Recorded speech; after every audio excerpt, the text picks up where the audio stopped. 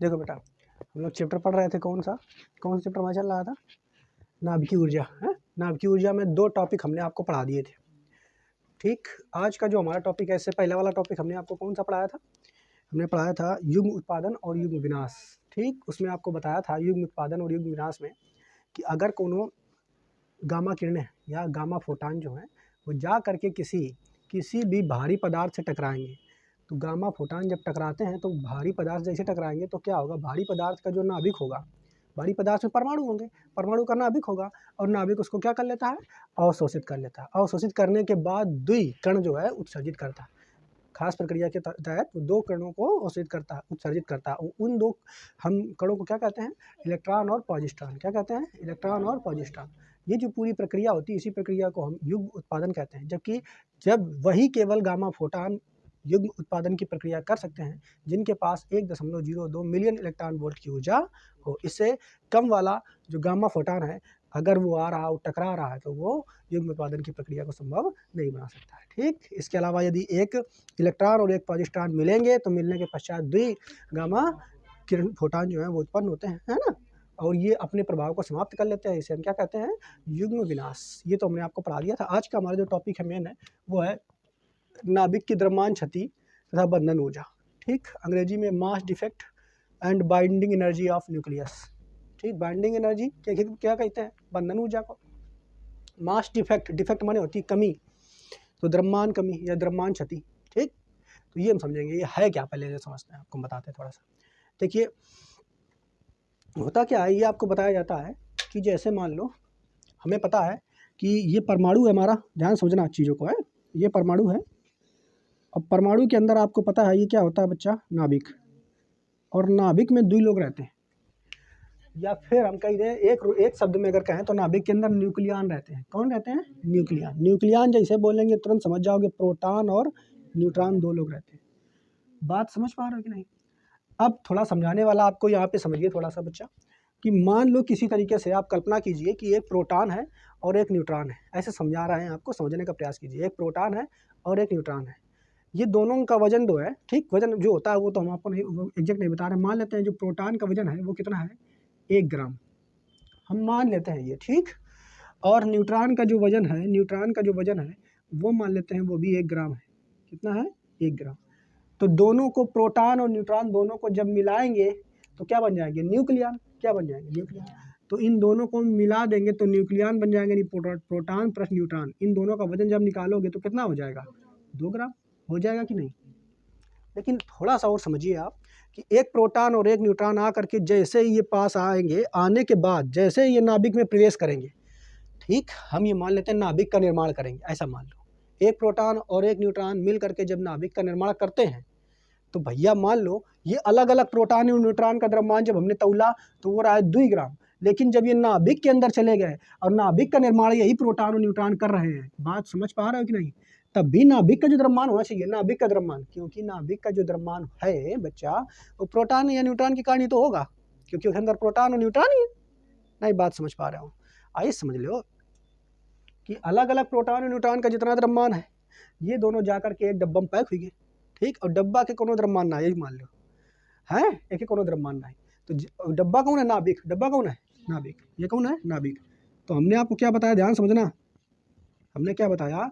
एक प्रोटॉन एक न्यूट्रॉन का जो द्रव्यमान अलग अलग हम जोड़ेंगे तो 2 ग्राम निकल के आया। समझाने के लिए आपको बता रहा था कि समझ में आ जाए। और जैसे ही ये नाभिक में प्रवेश करेंगे तो अब हम क्या कहेंगे? हम आपसे कह देंगे बताइए नाभिक का द्रव्यमान कितना हुआ तौल करके बच्चों।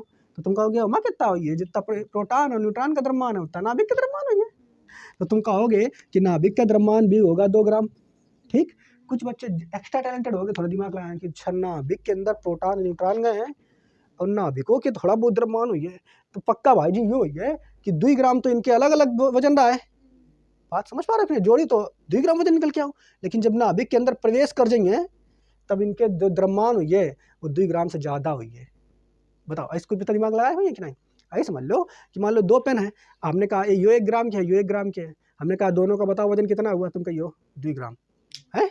हम इनका उठाई और एक डब्बा रहा इनके पैक पन्नी वाला, मैं ऐसे डाल देनी, अब वो होगा नाभिक, हम क्या बताओ, अब ये नाभिक के अंदर चलेगा, अब वजन कितना हुई है, हमको 2 ग्राम तो पहले रहा है, और नाभिक के अंदर चलोगा तो नाभिक के वजन कुछ हुई है थोड़ा मिला के, तो 2 ग्राम से ज़्यादा वजन होना चाहिए है। अगर हम ये कहते हैं कि ना नाभिक के कुछ वजन ना है कि लेयर के कोनो वजन नहीं, तो तुम कहते तो कौन है, तो कोई अच्छा ऐसा हुई है फिर, अगर वो कोई वजन नहीं तो वजन क्या हुई है, केवल इनके प्रण के यानी प्रोटॉन न्यूट्रॉन के यानी 2 ही ग्राम तक वही है। बात समझ पा रहे हो नहीं?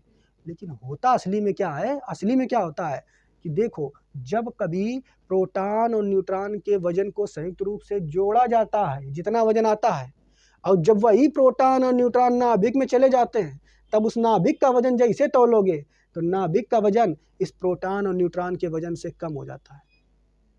बात समझ पा रहे हो कि नहीं? नई बात पहले पढ़ी, हम क्या बताई, ये तुम्हारे प्रोटॉन और न्यूट्रॉन के वजन 2 ग्राम, और जैसे ये नाभिक में घुसे और नाभिक का तुम तौलू, अरे संभव तो है नहीं तौलना, हम बता रहे हैं कॉन्सेप्ट आपको समझ आने के लिए कि नाभिक कब तौलू, तब इनके वजन 2 ग्राम ना निकलिए, वजन 2 ग्राम से कुछ कम निकलिए, मान लीजिए 1.9 ग्राम निकलो, ले वजन कम होगा। तो या कहीं इस बात हुई गई भाई जी, ये तो गलत बात है कि जब अलग अलग तौली तो 2 ग्राम, और जब ये दोनों नाभिक के अंदर चले गए तब इनको वजन और नाभिकों को वजन तौली तब 1.9 ग्राम, ये घट कैसे गा? तो जो ये घट गया है, इसी कमी को हम कहते हैं द्रव्यमान क्षति। क्या कहते हैं? द्रव्यमान क्षति। बात समझ पा रहे हो कि नहीं? द्रव्यमान क्षति। अब प्रश्न तो ये ठीक है कि द्रव्यमान क्षति बता दी नहीं, द्रव्यमान क्षति तो समझ में आ गई। द्रव्यमान क्षति का है कि जब कभी न्यूक्लियनों को यानी प्रोटॉन और न्यूट्रॉन को अलग अलग तौलते हैं तो जितना वजन निकलता है उससे बने हुए नाभिक का वजन तौलते हैं, तो वो नाभिक का वजन उनके न्यूक्लियनों के वजन से कम निकल के आता है, और जो ये कमी होती है द्रव्यमान की, इसी को हम द्रव्यमान क्षति कह देते हैं। लेकिन प्रश्न इसलिए ये उठता है कि द्रव्यमान क्षति भाई का है, जैसे अंदर ये दोनों प्रोटॉन न्यूट्रॉन नाभिक में गए और नाभिक बनो तो ये घट का आएगा वजन। प्रश्न तो असली ये भी है कि नहीं, का है ऐसा हुआ, ये भी तो होना चाहिए कि नहीं? ये तो पढ़ा देनी आपका द्रव्यमान क्षति का लो, समझ में आगा कि नहीं? लेकिन द्रव्यमान क्षति होती क्यों है, ठीक, इस पे हम लोग चर्चा कर लेते हैं। अब थोड़ा अगर आप यहाँ पे हम आपको समझाएं, देखो क्या है यहाँ पे जो परिभाषा लिखी हो पहले देखो, फिर हम ये आपको बताते हैं कि द्रव्यमान जो है इसका कम क्यों हुआ, गया कहाँ द्रव्यमान, कि 1 किलो की कोनो चीज़ रहा है, 2 मिल के 1 किलो के रहा है, जब बाद में घर में पैक हुई गए तो आधा किलो के रह गए, तो आधा किलो, जबकि दोनों होते वजन कैसे घटेगा इनके, खैबे नहीं मिलो, एक और नाभिक के अंदर चले गए, तो वो कैसे होगा वो हम आपको आगे बताएंगे। तो पहले यहाँ पे आप लोग देखिए, अगर हम आपसे कह दें यहाँ पे देखो, किसी भी नाभिक का वास्तविक द्रव्यमान नाभिक में विद्यमान न्यूक्लियनों, नाभिक में विद्यमान न्यूक्लियन प्रोटॉन प्लस न्यूट्रॉन के द्रव्यमान के योग से कुछ कम होता है, हाँ, यह द्रव्यमान का अंतर द्रव्यमान क्षति कहलाती है। देखो कैसे, यानी द्रव्यमान क्षति बराबर अगर हम लिखें बेटा ऐसे, द्रव्यमान क्षति बराबर अगर हम लिखें तो बताओ हम ऐसे लिख सकते हैं, द्रव्यमान क्षति बराबर प्रोटॉनों का द्रव्यमान प्लस न्यूट्रॉनों का द्रव्यमान,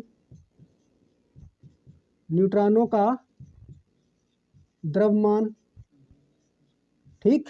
पहले बात ये समझ में आई कि नहीं भाई? अब नाभिक के अंदर एक प्रोटॉन थोड़ा हुई है, एक न्यूट्रॉन थोड़ा हुई है, बहुत हुई है, ठीक है, तो समझाने के लिए बता दिया आपको। तो प्रोटॉनों का अलग द्रव्यमान जोड़ो, न्यूट्रॉनों का अलग द्रव्यमान जोड़ो, उनको जोड़ दो, और यहाँ से घटा का दो नाभिक का द्रव्यमान। बात पल्ले पड़ी कि नहीं? नाभिक का द्रव्यमान, हाँ ये केमिस्ट्री के है, ठीक है। द्रव्यमान क्षति बराबर क्या होता है, प्रोटॉनों का द्रव्यमान प्लस न्यूट्रॉनों का द्रव्यमान माइनस नाभिक का द्रव्यमान। कह दो ये आओ कैसे, ये यहीं से आओ, देखो कैसे। हमने आपको बताया प्रोटॉन का द्रव्यमान 1 ग्राम, न्यूट्रॉन का द्रव्यमान भी 1 ग्राम, ठीक। तो प्रोटॉन का द्रव्यमान प्लस न्यूट्रॉन का द्रव्यमान, ए माँ से जो तुम्हारा नाभिक है, नाभिक का द्रव्यमान हम निकाली 1.9 ग्राम, कितना निकाली नाभिक का द्रव्यमान, तो नाभिक का द्रव्यमान 1.9, प्रोटॉन न्यूट्रॉन का द्रव्यमान कितना है 2 ग्राम, और नाभिक का द्रव्यमान कितना है 1.9 ग्राम, तो अंतर जो आएगा कितना आ जाएगा 0.1 ग्राम का अंतर आएगा। यही जो 0.1 ग्राम घट रहा होगा यही का तो कहीं है द्रव्यमान क्षति, और द्रव्यमान क्षति को डेल्टा यम से प्रदर्शित करते हैं। आ गया कि नहीं? ऐसे तो निकलिए घटा के, भाई प्रोटॉन न्यूट्रॉन के द्रव्यमान को जोड़ा और हमने नाभिक के द्रव्यमान को उससे घटा दिया, तो भाई आ गया द्रव्यमान क्षति। तो द्रव्यमान क्षति बराबर का ये फार्मूला होना चाहिए कि नहीं, बताओ मित्रों, होना चाहिए कि नहीं है? होना चाहिए ना। चलो अच्छा आगे देखो इसको, और अगर अच्छे बोल देखो तो ये द्रव्यमान क्षति बराबर प्रोटॉनों का द्रव्यमान प्लस न्यूट्रॉनों का द्रव्यमान माइनस नाभिक का द्रव्यमान, ठीक। ये तो आप जान गए फार्मूला इसका। तो डेल्टा यम से इसको प्रदर्शित किया था द्रव्यमान क्षति को चलो बच्चा होना, ठीक। ठीक, देखो हम लोगों का टॉपिक चल रहा था द्रव्यमान क्षति। हमने आपको क्या बताया था? द्रव्यमान क्षति में ये बताया था कि मान लो कि कोई हमारा परमाणु है। क्या है बच्चा? परमाणु। अब परमाणु का ये नाभिक है, कोई भी परमाणु ले लेते हैं, सोडियम, हाइड्रोजन, हीलियम, लिथियम, किसी कोई भी परमाणु आप ले लो। तो मान लेते हैं ये हमने ले लिया सोडियम यानी, ठीक है, ये परमाणु है। अब इस परमाणु है तो परमाणु के अंदर क्या होता है? आपको पता है नाभिक होता है। क्या होता है? नाभिक। और उसकी चारों तरफ ऐसे कक्षाएं होती हैं, ऐसे कक्षाएं होती है कि नहीं? क्लियर। अब सोडियम है तो सोडियम का परमाणु क्रमांक कितना होता है? 11। सोडियम का परमाणु क्रमांक कितना होता है? 11। ठीक है, परमाणु क्रमांक 11 और इसका परमाणु भार लगभग 23 के करीब होता है। कितना होता है? 23। ठीक, परमाणु क्रमांक 11, परमाणु भार लगभग 23। तो देखिए नाभिक में कौन कौन बैठे होते हैं? नाभिक में कौन कौन होते हैं? तो नाभिक के अंदर होता है न्यूट्रॉन और प्रोटॉन। कौन कौन? दो लोग होते हैं, प्रोटॉन और न्यूट्रॉन। नाभिक में कौन होता है? प्रोटॉन और न्यूट्रॉन। और बाहर कक्षाओं में कौन घूमते रहते हैं? इलेक्ट्रॉन घूमते रहते हैं। ये तो बात आपको पता ही है। द्रव्यमान क्षति ये टॉपिक हम लोग पढ़ रहे हैं, इसमें हमने आपको बताया था कि भैया हम मान ले कि जो कोई भी परमाणु का, किसी भी परमाणु के नाभिक के अंदर दो लोग रहते हैं। कौन दो लोग? न्यूट्रॉन और प्रोटॉन। न्यूट्रॉन और प्रोटॉन। तो मान लेते हैं कोई भी ये परमाणु है, ठीक, इसके अंदर मान लेते हैं कुछ प्रोटॉन होंगे, जितने हैं हमें उससे मतलब नहीं है, अभी आप ये समझिए। तो कुछ प्रोटॉन है और जितने प्रोटॉन है मान लेते हैं एक प्रोटॉन है, और एक प्रोटॉन का द्रव्यमान जो है मान लेते हैं 1 ग्राम है। कितना है? 1 ग्राम। बात समझ पा रहे हैं नहीं? हमने क्या माना कि जो ये परमाणु है, इस परमाणु के नाभिक में वैसे देखो सोडियम है तो सोडियम का परमाणु क्रमांक 11 होता है। जितना परमाणु क्रमांक होता है उतने ही प्रोटॉन होते हैं, ठीक। लेकिन हम ये मान लेते हैं कि जो ये हमने नाभिक लिया है, इस नाभिक में हमारे जो प्रोटॉनों की संख्या कितनी है? 1। और जो एक प्रोटॉन है वो कितने किलोग्राम के हैं? 1 किलोग्राम के मान लेते हैं। कितने के हैं? 1 किलो। वैसे 1 किलोग्राम का होगा नहीं, तो हम आपको समझाने के लिए बता रहे हैं। और जो न्यूट्रॉन है, न्यूट्रॉन भी उसके अंदर कितना है? 1। न्यूट्रॉन में कितना है? 1, ठीक। और इसका जो द्रव्यमान है वो कितना है? 1 ग्राम। कितना मान लेते हैं? 1 ग्राम। समझाने के लिए आपको ये बता रहे हैं, ठीक, 1 ग्राम।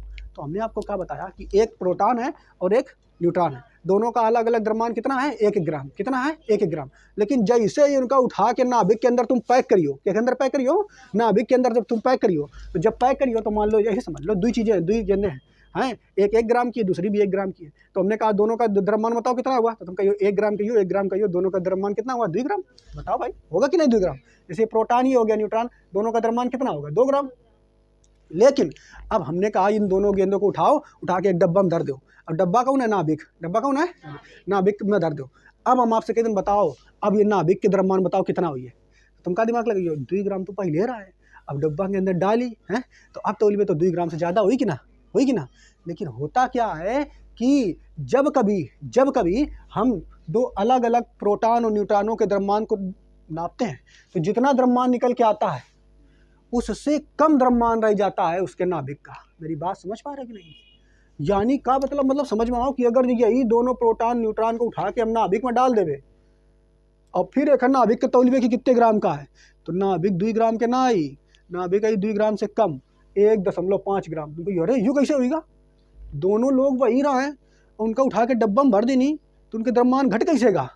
तो भैया जो द्रव्यमान यू घटेगा है ना, इसी पहले भाई अलग अलग जब जोड़ रहा तो द्रव्यमान 2 ग्राम निकल रहा हो रहा है, और जैसे उठा के वो कमरा में पैक कर देनी यानी नाभिक में डाल देनी, तो नाभिक के द्रव्यमान आ गया 1.5 ग्राम। आधा ग्राम कहाँ चलोगा? बात समझ पा रहे हैं? इसी को क्या कहते हैं? द्रव्यमान क्षति। जो ये कमी हुई है ना, जो ये कमी हुई है, इसी को क्या कहते हैं? द्रव्यमान क्षति। मेरी बात समझ पा रहे हैं? अब मेन बात तो यह रही कि अगर 2 आदमी है, समझ लो समझाने के लिए, 2 आदमी 1 किलोग्राम के हैं, अलग अलग तौल लिए तो 2 किलोग्राम के हुई, और उनका उठा के कमरा में पैक कर दी। अब पैक करने के बाद फिर तुम उनका तौल लो, दोनों उनका किया कितने किलो के होंगे, तो 2 किलोग्राम की तो होना चाहिए। लेकिन ये तो गलत बात है कि जब कमरा में पैक कर दी तो 2 किलोग्राम के ना रह गए, वे रह गए 1.5 किलोग्राम। तो आधा ग्राम गया कहाँ? ठीक। तो ये जो कमी है, इसी कमी को क्या कहते हैं? द्रव्यमान क्षति। मेरी बात समझ पाए? परिभाषा हमने आपको लिखा दी थी, ठीक है, परिभाषा हमने आपको लिखा दी थी। क्या लिखा? सूत्र भी बताया था कि द्रव्यमान क्षति बराबर क्या होता है। देखो बच्चा, द्रव्यमान क्षति को डेल्टा एम से प्रदर्शित करते हैं। द्रव्यमान क्षति जो होता है, देखो क्या उसमें लिखोगे? प्रोटॉनों का द्रव्यमान, प्रोटॉनों का द्रव्यमान, ठीक, यानी नाभिक में जितने प्रोटॉन उनका द्रव्यमान, प्लस न्यूट्रॉनों का द्रव्यमान, न्यूट्रॉनों का द्रव्यमान, अब माइनस नाभिक का द्रव्यमान। बताओ ऐसे तो निकलिए द्रव्यमान क्षति, नाभिक का द्रव्यमान। कह दो या कौन बात बता दी, ये कोनो बात ना, ये सूत्र है, ठीक। कैसे ही निकल के आओ तो आपको समझ में आ। भैया देखो हमने क्या करी, प्रोटॉन और न्यूट्रॉन दोनों का जोड़ी, तो प्रोटॉनों का द्रव्यमान 1 ग्राम, न्यूट्रॉनों का द्रव्यमान 1 ग्राम, दोनों को जोड़ा तो 2 ग्राम, और 2 ग्राम में से जो ये नाभिक है, नाभिक का द्रव्यमान है 1.5 ग्राम, 1.5 ग्राम। तो भैया जब 2 ग्राम में से 1 घटाई हो तब वही तो कमी निकल के आई आधी ग्राम की, वही जो कमी है उसी को क्या कहते हैं, द्रव्यमान क्षति। द्रव्यमान क्षति बराबर क्या होता है, डेल्टा एम बराबर प्रोटॉनों का द्रव्यमान प्लस न्यूट्रॉनों का द्रव्यमान माइनस नाभिक का द्रव्यमान। ठीक, लेकिन अब हम यहाँ से थोड़ा सा सूत्र को और बदलना चाहते हैं। ठीक, बात समझ पाए? ये तो आपको हमने वैसे समझा दिया ऑरली। अब समझिए, यहाँ पर हम मान लेते हैं, यहाँ पे समझना बच्चा, माना, ध्यान से देखना अब इसको, माना एक यक्स परमाणु है, परमाणु है, यक्स कोनो परमाणु, यक्स का मतलब समझ रहे हो, हमने कोनो परमाणु ले ली नहीं। अब परमाणु वो हाइड्रोजन का हो सकता है, हीलियम का हो सकता है, लिथियम, बेरिलियम, बोरान, कार्बन, ऐसे बहुत सारे तत्व हैं, किसी का भी तुम ले सकते हो। तो हमने मान लिया वो यक्स एक परमाणु है, ठीक है, जिसका परमाणु क्रमांक, जिसका परमाणु क्रमांक कितना है बच्चा, जेड है। क्या मान लेते हैं, जेड। अब जैसे हम ये मान लेते हैं, देखो ये सोडियम, सोडियम एक परमाणु है, ठीक है, एक तत्व है, और इसका परमाणु क्रमांक कितना है, 11। ऐसे हम कह दें हाइड्रोजन एक परमाणु है, उसका परमाणु क्रमांक कितना होगा, 1। तो ऐसे हमने मान लिया कि एक कोनो यक्स एक परमाणु है, उसका परमाणु क्रमांक जेड है। क्या है, जेड। आगे और देखो क्या मान लेते हैं, तथा इसका परमाणु भार वो कितना है, ए है। परमाणु भार कितना है, ए। जैसे ये सोडियम है तो सोडियम का परमाणु क्रमांक तो 11 है, लेकिन परमाणु भार कितना है, 23। ऐसे जो यक्स तत्व है उसका परमाणु क्रमांक कितना है, जेड, लेकिन परमाणु भार क्या है, ए। तो वह तत्व क्या होगा बच्चा, यक्स, और एन पर देखो एन क्या लिखा है, परमाणु क्रमांक, तो परमाणु क्रमांक कितना माने हैं, जेड, तो जेड ए, यही होगा कि नहीं, बताओ, होगा ना। अच्छा, अब इतनी बात तो समझ में आई, लेकिन अब एक चीज़ बताओ, हम यो कहते हैं जो जो तत्व है, ये जो तत्व है, इसमें प्रोटॉनों की संख्या कितनी होगी, ठीक, कि किसकी संख्या कितनी होगी, प्रोटॉन। तो हम यहाँ पे लिख रहे हैं, समझना ध्यान से, यक्स तत्व में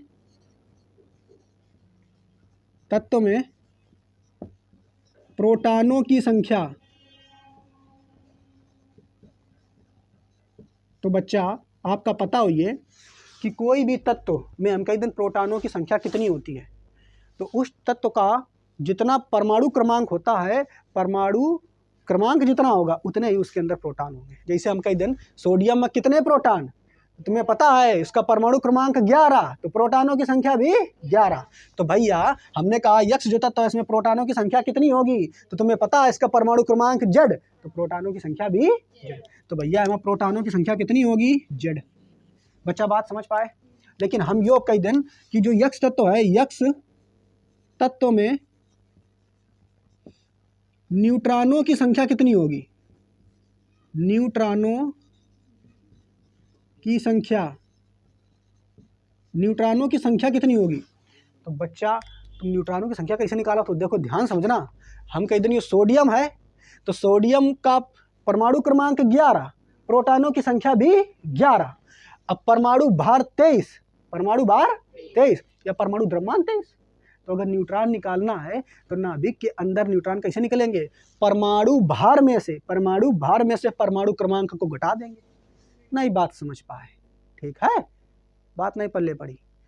देखो अगर जब भी न्यूट्रॉनों की संख्या निकालनी हो तो परमाणु भार में से परमाणु क्रमांक को घटा दो, न्यूट्रॉनों की संख्या निकल आएगी। ठीक, परमाणु भार में से किसको घटा दो, तो अगर एमा तुम्हें न्यूट्रॉन निकालना है कि सोडियम में न्यूट्रॉनों की संख्या कितनी होगी, सोडियम में तो 23 माइनस 11 कर दो, कितना आ जाइए, 12। तो 12 न्यूट्रॉन होंगे, कितने होंगे, बात समझ पा रहे हो नहीं। तो भैया अगर हमें एमा कही देनी यक्स जो तत्व है इसमें न्यूट्रॉनों की संख्या कितनी होगी, तो क्या करना पड़ेगा, ए तो परमाणु भार है या परमाणु द्रव्यमान है, इसमें से क्या घटा दें, जेड को घटा दें, तो ये न्यूट्रॉनों की संख्या आ जाएगी। बताओ इतनी बात समझ में आए।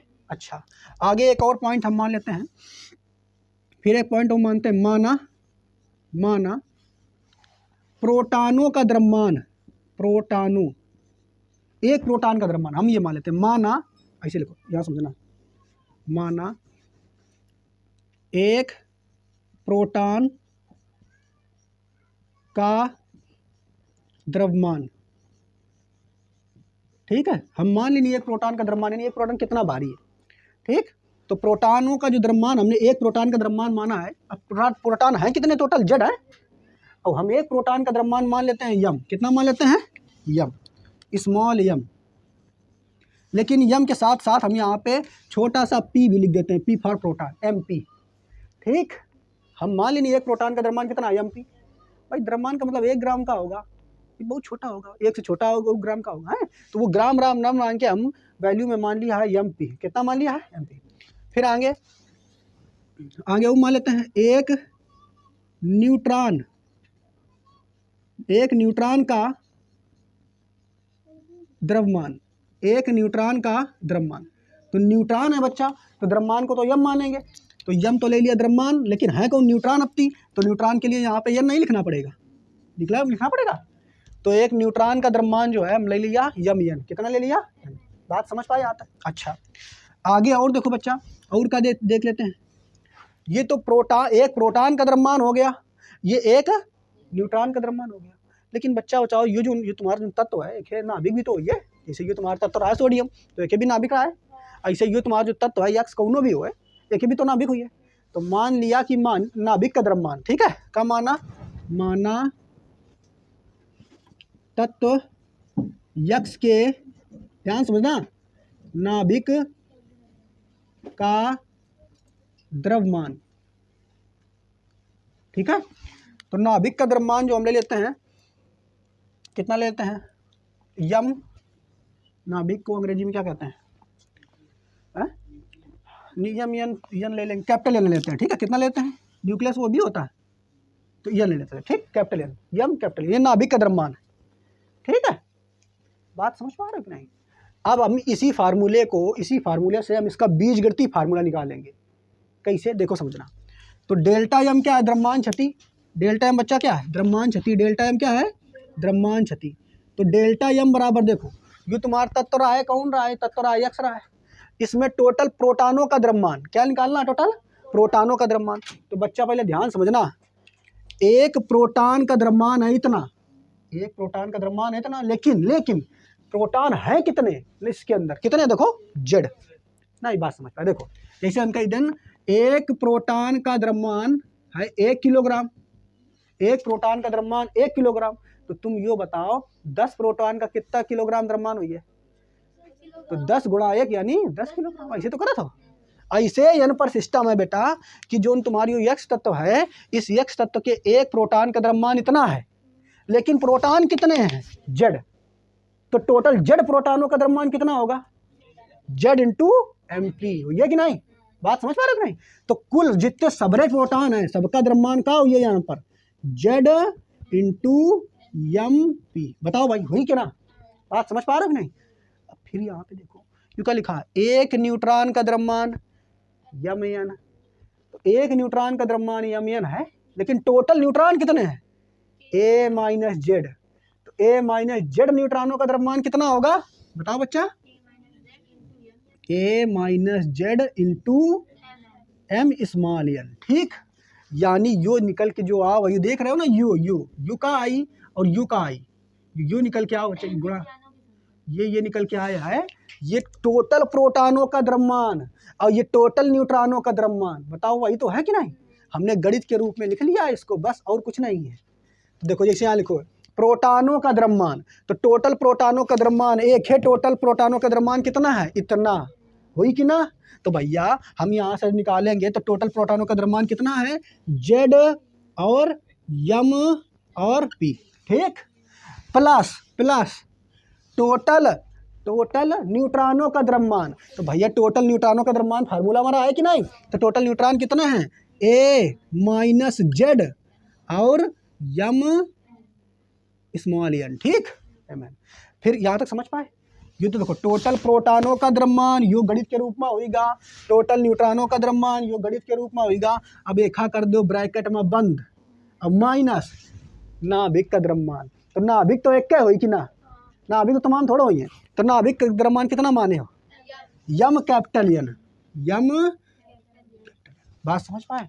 तो द्रव्यमान क्षति का ये बीजगणितीय फार्मूला निकल के आ गया। जिस मैथ में फार्मूला पढ़ा था कि नहीं, उसे ये फार्मूला आगा है, यो याद रख ले ऊपर। ठीक, याद समझ में आओ कि नहीं?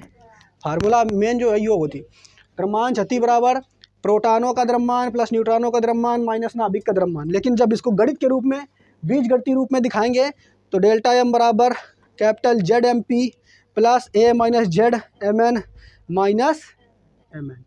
ठीक, यहाँ तक समझ में आया द्रव्यमान? ये पूरा आपको याद, ये समझ में आया कि नहीं कैसे हमने वैल्यू लिख दी? ठीक है, चलो एक आगे हम बता रहे हैं और। ठीक है, तो देखो यहाँ तक समझ में आया आपको? ठीक है, ये फार्मूला आपको समझ में आया।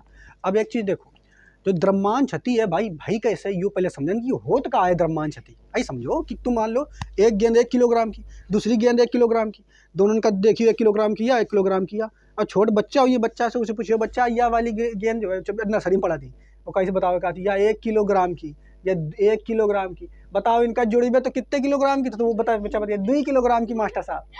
तुम लोग तो बता दिए कि नहीं? ऐसे ही यहाँ पे देखो, एक प्रोटॉन है, हमने समझाने के लिए बता रहे हैं आपको, एक प्रोटॉन है और एक न्यूट्रॉन है। ठीक, ये भी 1 ग्राम का, वो भी 1 ग्राम का, दोनों को जोड़ोगे अलग अलग 2 ग्राम के हो जाएंगे। लेकिन ये इनका उठा के एक डब्बा में पैक कर दो, डब्बा का अर्थात नाभिक में पैक कर दो, तो भैया 2 किलोग्राम से कुछ तो थोड़ा बहुत ज़्यादा होना चाहिए, ना ही ज़्यादा बात तो 2 किलोग्राम तो होना चाहिए कि नहीं? अब बच्चा है, उससे पूछो जाए कि 1 किलोग्राम की लाला गेंद या 1 किलोग्राम की, या तो कोई 2 किलोग्राम। अब उसे मैडम जी कहें, अब बच्चा इन दोनों गेंदों को उठा के डब्बा में पैक कर दिया, अब डब्बा सही बताओ वजन, तो बच्चा तुरंत दिमाग लगा दे कि 2 किलोग्राम तो पहले रहा है, अब थोड़ा ज़्यादा होना चाहिए। लेकिन यहाँ उल्टा होता है कि दोनों नाभिक में जो प्रोटॉन और कौन है, न्यूट्रॉन, इनका जितना अलग अलग वजन है, जब ये नाभिक के अंदर चले जाते हैं तो इनका वजन कम हो जाता है, नाभिक का वजन घट जाता है। ये होता कहाँ है? तो देखो समझते हैं भाई, होता कहाँ है ये समझो। जैसे आप ध्यान समझना है इस कॉन्सेप्ट को, यहीं से तुम्हारी कॉन्सेप्ट आएगी बंधन ऊर्जा वाली। ठीक है, किसकी आ जाएगी यहाँ से? बंधन ऊर्जा। तो आप मेन रूप से ये बंधन ऊर्जा की कॉन्सेप्ट आपको बता रहे हैं। ठीक, अब देखो कैसे होगा ये। तो मान लेते हैं बच्चा, इधर देखो, अब कौन नाभिक, कोई भी नाभिक आप समझिए, देखो यहाँ पे हम ये सोडियम ले लेते हैं, क्या ले लेते हैं? सोडियम फिर से ले लेते हैं, सोडियम। परमाणु क्रमांक कितना है? 11। परमाणु भार कितना है? 23। तो परमाणु क्रमांक 11, परमाणु भार 23। तो यहाँ पे फिर समझना, तो प्रोटॉनों की संख्या बच्चा कितनी होगी? 11। प्रोटॉनों की संख्या 11 होगी। न्यूट्रॉनों की संख्या बच्चा कितनी होगी? 12। बताओ होगी कि नहीं? अब यहाँ पे ध्यान से समझो। अब हम इसका थोड़ा सा आपको बना के दिखा रहे हैं नाभिक। देखो ये है इसका नाभिक, ठीक है, और ये इसके चारों तरफ कक्षाएं हैं। कक्षा में कौन रहेंगे? इलेक्ट्रॉन रहेंगे। कक्षा में कौन रहेंगे? इलेक्ट्रॉन। ठीक, कक्षा हमने समझाने के लिए बना दिया है, बाकी मेन मतलब हमारा किससे? नाभिक से। अब नाभिक में बच्चा आई है कौन?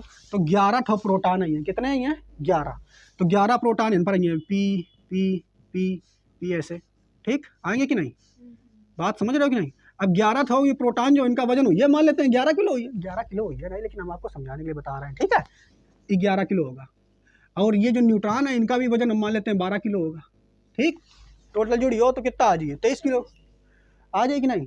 भैया इतने किलो ये ना कह दो कि भाई ना अभी कितना वजन कहाँ से होने लगा है, समझाने के लिए आपको बता रहे हैं। तो 11 किलो और 12 किलोग्राम टोटल, यानी 23 किलोग्राम का हो गया ये दोनों। जब दोनों किसी भी चीज़ में पैक करोगे इनको, तो जब उस चीज़ को उठा के तौलोगे तो 23 किलोग्राम तो हर हाल में होगा।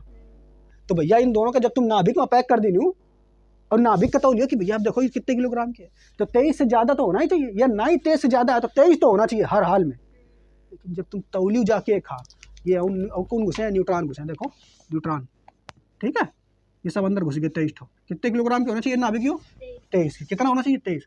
लेकिन जहाँ तुम एक नाभिक का तौलियो तो 23 ना निकलो, ये निकलो 20 किलोग्राम। अरे यार क्यों कैसे गड़बड़ होगा? हम सब गेंदन का वहाँ पैक कर देनी, गेंद मतलब ये लोगों का पैक कर दिए, 23 किलोग्राम से 20 किलोग्राम कैसे आ गए? तो ये हुआ कैसे, ये समझिए। तो देखो सबसे पहली बात तो ये प्रोटॉन भाई साहब लोग जो ना, इन प्रोटॉन के ऊपर होती धन आवेश। कौन आवेश होती? प्लस धन आवेश। जब तुम एक प्रोटॉन का दूसरे प्रोटॉन के पास ले जाइयो ना, वह धन आवेश की, तो ये एक दूसरे धकियावत है, धट हम पास में आई हुए नहीं। उस चुंबक देखियो, वही चुंबकन का जो धन सिरा वाला अगर ले जाइए तो उनका पास ले तो वो तेना या तुम पास ले जाओ जबरदस्ती, और तुम्हें ताका लगाना पड़िए तब फिर जाइए, और लगाइए तो और पास ले तो और ताका लगाना पड़िए।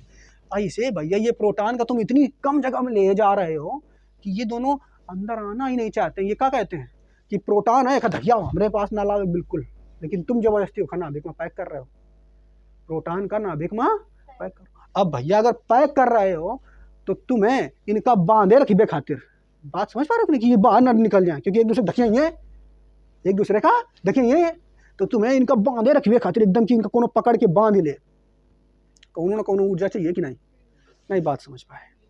जैसे एक यह चीज़ है, ऐसे समझो, ध्यान समझना, एक यू प्रोटॉन है, एक यू प्रोटॉन है, ये इतनी दूर है तो कोनो दिक्कत नहीं, लेकिन जैसे जैसे इनका तुम पास लाए हो तो ये क्या करिए, कहिए ना हम पास नहीं बे, ऐसे हमारी दुश्मनी है प्रोटॉन प्रोटॉन की। अगर तुम तनको पास ले तो यू एक देखिए, यू एक देखिए, और तुम क्या कह रहे हो ना लाला पास चले जाओ, तो क्या करना पड़ेगा, तुम्हें ताकत लगाना पड़ी है। ये तो देखिए तुम और पास ले तो तुम्हें ताकत लगाना पड़ी, ये दोनों तो क्या कर रहे हैं, एक दूसरे धकिया रहे हैं, तो तुम्हें ताकत खर्च करनी पड़ी है, ताकत तुम अपन खर्च कर रहे हो। लेकिन बच्चा ये नाभिक के अंदर जब तुम प्रोटॉन इसे बहुत सारे ले जा रहे हो, साथ में न्यूट्रॉन भी ले जा रहे हो, तो प्रोटॉन एक दूसरे धकिएंगे। अब तुम तो आओ ना कि तुम पकड़ के इनका बांध लेना ना लाला, चलो नहीं भाग रहे हो तुम, तुम्हें बांधे, तुम तो बांधियो का, तुम थोड़ा बांधियो। तो ऐसी स्थिति में क्या होता है कि इनको बांधे रखने के लिए कौनो ना कौनो ऊर्जा होनी चाहिए जो इनको पकड़ के रखे। क्या करके रखे, पकड़ के। तो जो ऊर्जा इसको पकड़ के रखती है उसे हम कहते हैं नाभिकीय ऊर्जा। क्या कहते हैं, लेकिन ये नाभिकीय ऊर्जा आई कैसे, तो ये जो इतने चुट्टा लोग हैं कि ये पास मनाई आवत हैं, तो इनके ही द्रव्यमान को खत्म करके ऊर्जा बनाई जाती है। बात समझ पा रहे हो कि नहीं, ध्यान समझना। आइंस्टीन के सिद्धांत हम आपको पढ़ा चुके हैं, E बराबर mc², E बराबर mc² पढ़ाई रहा है कि नहीं। तो भैया जो ये 23 किलोग्राम टोटल वजन दिख रहा है ना इनके, तो भैया इनका तुम पास में ला रहे हो तो बंधे खातिर ऊर्जा चाहिए, ऊर्जा ये कहाँ से, तो यही चुट्टन से लीन जाती है। तुम लोग नहीं बनी हो, रुको मैं बता रहा हूँ। तो बीच में इनकी थोड़ी थोड़ी द्रव्यमान खत्म कर लीन जाती, अपन द्रव्यमान लाओ थोड़ा थोड़ा का मिनट लाओ तुम दो, नाभिक को ले लेती, और लेने के बाद क्या कर रही थी, ऊर्जा बना देती। क्या बना देती, ऊर्जा। बात समझ पा रहे हो नहीं। तो ऊर्जा कितनी बना हुआ थी, E बराबर mc² के बराबर, जितना द्रव्यमान लेनी उतनी ऊर्जा बना देंगे। और जब ऊर्जा बनाइस अब वही ऊर्जा से क्या कर देते हैं, बनवे खातिर ऊर्जा यूज कर ली जाती है। ये एक बार अंदर बंधे रहा था ना, निकल के भाग जाए सब। बात समझ पाए। अब भैया देखो, जैसे यहाँ पे इनके वजन टोटल कितना रहा है, 23 किलोग्राम। तो नाभिक क्या करिए, जैसे तुम नाभिक के अंदर लाओ, तो नाभिक के अंदर प्रवेश करने से पहले नाभिक कहा थी, चुट्टे लोग इधर आओ, तुम लोग सब पहले ऊर्जा दो थोड़ी थोड़ी, ठीक है, चंदा नहीं कहा था, तुम सब अपन द्रव्यमान दो, ऊर्जा बोल लेना, अपन द्रव्यमान दो थोड़ा थोड़ा में, का दे हो तुम पहले थोड़ा थोड़ा द्रव्यमान सब चलेगी नहीं। और लेने के बाद वे द्रव्यमान से क्या करा थी, वो बना लेती ऊर्जा। और जैसे ये सब अंदर एंट्री करी, पकड़ के बांध नहीं समझ के ले कहा था, तुम नहीं कर पाई हो। बात समझ पा रहे नहीं। तो भैया द्रव्यमान का एक मारे कम बा, क्योंकि जो इनके द्रव्यमान कम बा रहा है, देखो 23 रहा है पहले, और घट के जब बाद में तोलियो तो वो लगेगा 20 किलोग्राम, तो 3 गा कहाँ, तो 3 भैया वो जो द्रव्यमान 3 किलोग्राम का गायब बा है, वो ऊर्जा बनाने में वो गायब हो गया है। किसमें गायब हो गया है, बात समझ रहे हो कि नहीं। तो जो ये द्रव्यमान कम हुआ है उसी को क्या कहते हैं, द्रव्यमान क्षति। जो ये द्रव्यमान कम हुआ है, द्रव्यमान क्षति। तो भैया ये द्रव्यमान क्षति का है कि हमारे भाई है, ऊर्जा बनाने के चक्कर में भाई है। और अगर ये दोनों एक दूसरे से प्रेम रखत होते, प्रोटॉन ना देखे होते, चले होते बड़े आसानी से कि चलो हैं, तो इनके द्रव्यमान कम होतो का, नहीं होतो। द्रव्यमान का हमारे कम बा, क्योंकि नाभिकीय ऊर्जा बनानी पड़ी, और नाभिकीय ऊर्जा के चक्कर में कितनी द्रव्यमान क्षति, जितना द्रव्यमान लिया गया, जितना द्रव्यमान कम हुआ, डेल्टा एम द्रव्यमान क्षति है। तो इसी से कितनी ऊर्जा बनी है, E बराबर डेल्टा mc² के बराबर ऊर्जा बनी है, ठीक है।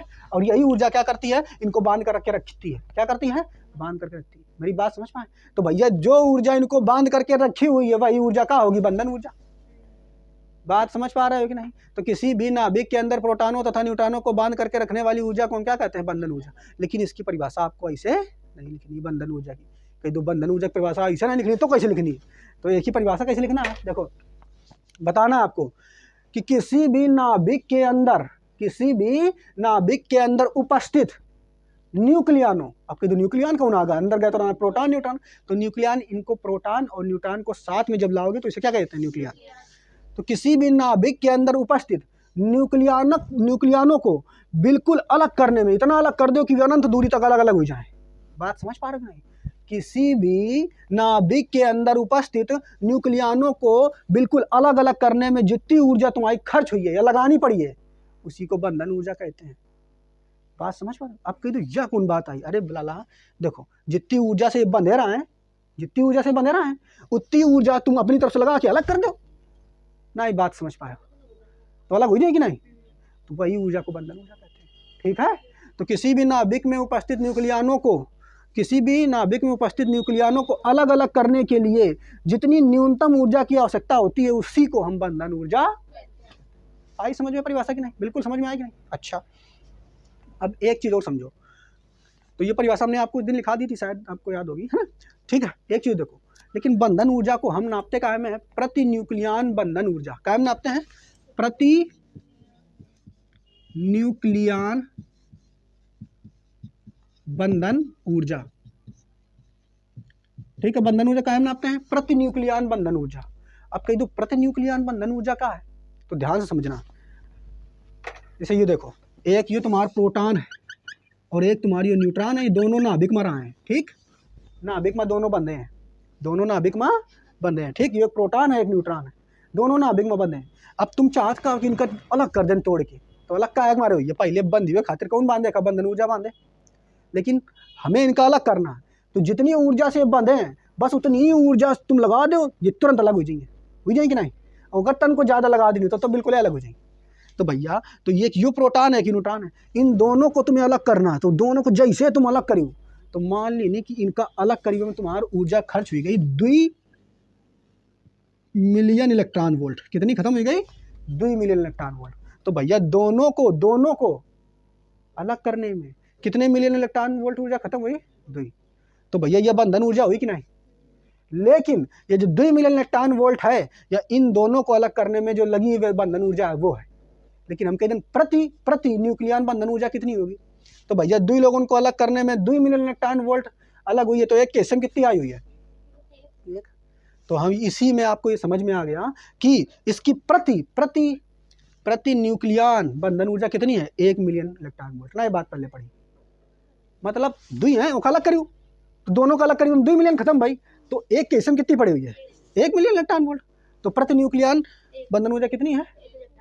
1 मिलियन इलेक्ट्रॉन वोल्ट। मेरी बात समझ पा रहे हो? ठीक, यहाँ तक समझ में आया कि नहीं? अब एक चीज देखो, जौन परमाणु के नाभिकों के न्यूक्लियनों को अलग करने में जितनी ज्यादा ऊर्जा लगानी पड़ेगी, वो परमाणु उतना स्थायी होगा कि नहीं? पहले बताओ होगा कि नहीं? नहीं, बात पहले पड़ी। हम क्या कही, जैसे एक यो परमाणु है ए, एक यो परमाणु है बी। ठीक, एक के अंदर बी न्यूक्लियन भरे पड़े हैं, और एक के अंदर बी न्यूक्लियन भरे पड़े। ठीक, तुम चाहत का हो कि एक है सब न्यूक्लियन का निकाल के अलग कर देन, और एक है न्यूक्लियन का निकाल के अलग कर देन। जब तुम एक है न्यूक्लियन का अलग निकाल के अलग के तोड़ के करियो, तो तुम्हारी ऊर्जा खर्च खत्म भाई, मान लेते हैं 10 जूल। कितनी जूल? 10 जूल। अब तुम क्या सोचो, बी वाला 10 जूल में टूट फूट के अलग कर देनी है कि इलेक्ट्रॉन बोलना, प्रोटॉन और न्यूट्रॉनों को निकाल दिया हमने 10 जूल लगा करके। अब सोचो बी वाला है, ये प्रोटॉन और इलेक्ट्रॉन निकाल देना अंदर से, तुम सोचो 10 जूल लग गया ये होगा। लेकिन जब तुम एक निकालेंगे तो तुम 10 जूल लगाओ, अब फिर और ऊर्जा लगाओ, फिर जब लगाओ तो 50 जूल ऊर्जा खत्म हो गई तुम्हारी लगाई। तो बताओ भैया, ये तो 10 जूल में टूट पड़ो रहा है, ये तो 10 जूल में टूट पड़ो रहा है। और एक टूटबे में कितना जूल लगी ऊर्जा? 50 जूल। तो ज्यादा स्थायी कौन रही है, यो कि यो? 50 जूल वाला। काहे की मारे एक टूटबे में 10 जूल में ये टूट फूटा लग गई। मान लो ये मार्कर है, एक टूटबे में मान लो वैसे जरा से करीब कट दे, टूट जाए से टूट जाए, तुम कहते नहीं कम स्थायी है, तो तने क्या टूटेगा है?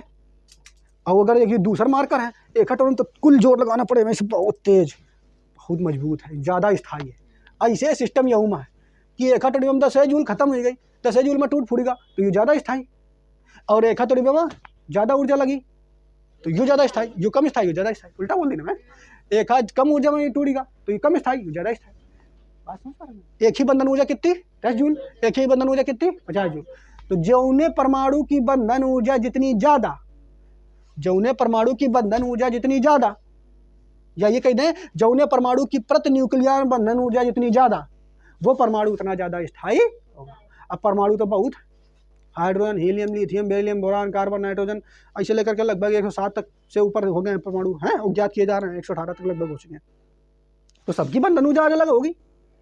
अब किसकी ऊर्जा अलग अलग होती है, कौन कितना स्थायी होता है, कौन कितना कम स्थायी होता है, तो ये वाला टॉपिक हम लोग बाद में पढ़ेंगे ग्राफ के माध्यम से। ठीक, ये बात आपको समझ में आई कि नहीं? तो बंधन ऊर्जा की परिभाषा भी आप लिख लो। पहले हम इसको चाहो तो अपना नोट करना चाहो तो ये नोट कर लो, ना नोट करना चाहो तो परिभाषा हम बोल देते हैं। ठीक है, लिखिए तो नोट कर लो जो। देखो बच्चों, तो ये बंधन ऊर्जा हमने आपको बता दी, क्या बता दी, किसी भी परमाणु के नाभिक में उपस्थित न्यूक्लियनों को अलग अलग करने के लिए या बिल्कुल अनंत तक अलग अलग करने के लिए जितनी न्यूनतम ऊर्जा की आवश्यकता होती है उसे हम उसकी बंधन ऊर्जा कहते हैं। तो बंधन ऊर्जा, बंधन, आगे लिखिए, बंधन ऊर्जा की स्थायित्व की माप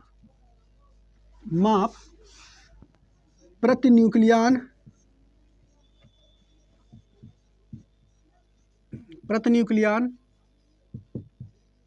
बंधन ऊर्जा से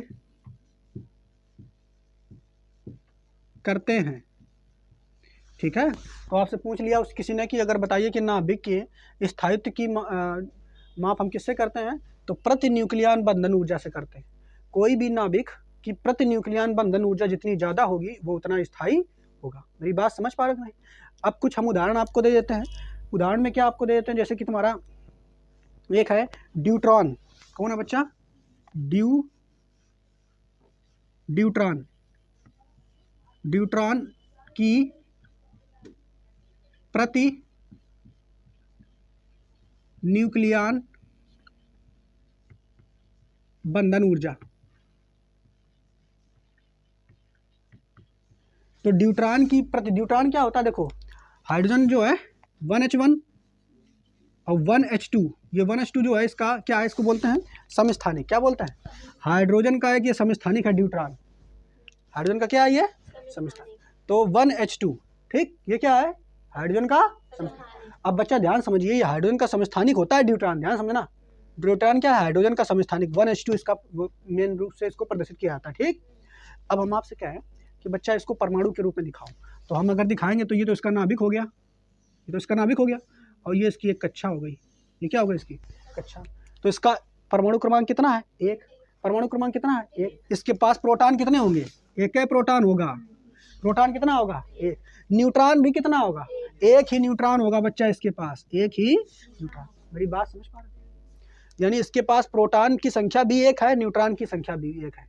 तो जब तुम इसकी बंधन ऊर्जा निकालोगे, यानी इन दोनों को तोड़ने में, यानी इसके अंदर ड्यूट्रॉन जो है, ड्यूट्रॉन का एक प्रोटॉन और एक न्यूट्रॉन अलग करोगे तो कितनी ऊर्जा खर्च होती है। तो इसकी जो ऊर्जा है, यानी बंधन ऊर्जा कितनी है, तो इसकी बंधन ऊर्जा आप लिख लीजिए कि ड्यूट्रॉन की बंधन ऊर्जा जो होती है वो डायरेक्ट आप इसको याद कर लो, इसका निकालने की जरूरत नहीं है, उतना आता वगैरह नहीं है। तो ड्यूट्रॉन की बंधन ऊर्जा जो होती है वो होती है 2 दशमलव, इसको याद कर लेना बच्चा, 2 दशमलव, कहाँ गया भाई, 2.25 मिलियन इलेक्ट्रॉन वोल्ट होती है।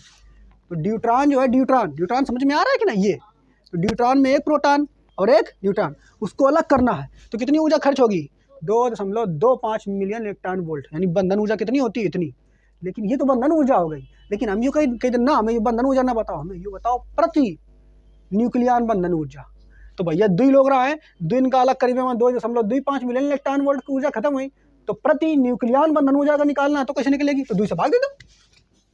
नहीं दे दियो कि बताओ भाई, प्रति न्यूक्लियन बंधन ऊर्जा।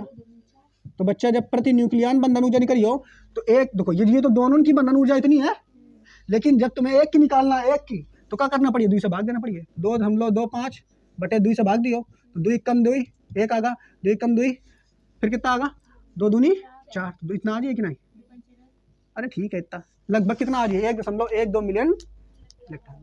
तो ड्यूट्रॉन की जो बंधन ऊर्जा होती है वो 2.25 मिलियन इलेक्ट्रॉन वोल्ट होती है, जबकि प्रति न्यूक्लियन बंधन ऊर्जा ड्यूट्रॉन की कितनी होती है? 1.12 मिलियन इलेक्ट्रॉन। ये बात भी आपको याद रखना है।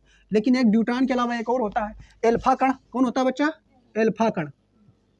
एल्फा कण की बंधन ऊर्जा अगर आपसे निकालने के लिए कह दिया जाए तो एल्फा कण की अगर निकालोगे तो एल्फा कण हमने आपको बताया था हीलियम का क्या होता है, ये नाभिक। तो एल्फा कण का फार्मूला क्या होता है? 2He4। इसको प्रदर्शन करने के लिए यही तो दिखाएंगे, 2He4। ठीक, एल्फा कण की अगर बात करेंगे कि इसमें भैया कितने लोग हैं, तो 2 तो प्रोटॉन हो जाएंगे के पास, भैया कि नहीं, और 2 ही न्यूट्रॉन होंगे। 2 प्रोटॉन होंगे और 2 न्यूट्रॉन होंगे। मेरी बात समझ पाए? तो अगर रेखा दिखाओ जाए इसे कि ये अल्फा कण के ये तो नाभिक हो गया है, तो इसके पास देखो 2 प्रोटॉन और 2 न्यूट्रॉन, यानी एक के पास 4 लोग नाभिक में है। कितने लोग हैं? तो भैया अल्फा कण जो है यानी हीलियम का नाभिक है, उससे अगर तुम 2 प्रोटॉन और 2 न्यूट्रॉन को तोड़ करके अलग करना चाहते हो तो बंधन ऊर्जा जो निकल के आती है, वो बंधन ऊर्जा लगभग निकल के आती है कितनी? 28 दशमलव, देखो कितना पूरा मान दशमलव में, 28.3 million electron volt, 28.3 million electron volt, ठीक है। जबकि प्रति न्यूक्लियन अगर यहाँ पे निकालना चाहोगे बंधन ऊर्जा, क्या निकालना चाहोगे? प्रति न्यूक्लियन बंधन ऊर्जा, प्रति न्यूक्लियन अगर बंधन ऊर्जा निकालना चाहोगे तो भैया यहाँ पर कितने से भाग देना पड़ेगा? देखो यहाँ पर ये जो टोटल बंधन ऊर्जा है वो 4 लोगन की है, एक की नहीं करी हो तो 4 से भाग देना पड़ेगी ना। तो 28.3 मिलियन इलेक्ट्रॉन वोल्ट में 4 से भाग दो तो 7 चौक 28 दशमलव, अब 0 और 4 तियाँ 12, ठीक है। इतने मिलियन इलेक्ट्रॉन वोल्ट निकल के आ जाए, ठीक है। क्लियर? बात समझ पा रहे हो? कितना कुछ गड़बड़ है क्या? अच्छा 7 चौक 28, 7 कर लो भैया, गड़बड़, ठीक है। आप सही कर लो, ठीक, इतना आ जाएगा। तो ये तुम्हारा अल्फा कण के लिए बच्चा निकल के आ गया बंधन ऊर्जा और प्रति न्यूक्लियन बंधन ऊर्जा, और ये तुम्हारी निकल के आ गई न्यूट्रॉन की। अभी कैसे निकलती है तो इससे एग्जाम में आपसे नहीं आता, आप डायरेक्ट इसको याद कर लो, ठीक। तो यहाँ से तुम्हारा टॉपिक ये बंधन ऊर्जा वगैरह खत्म हो गया और तुम्हारा द्रव्यमान क्षति वाला भी खत्म हो गया। हम आगे अब ये पढ़ेंगे ग्राफ इसी से जुड़ा हुआ जो नेक्स्ट टॉपिक में हम लोगों को पढ़ना है, ठीक है।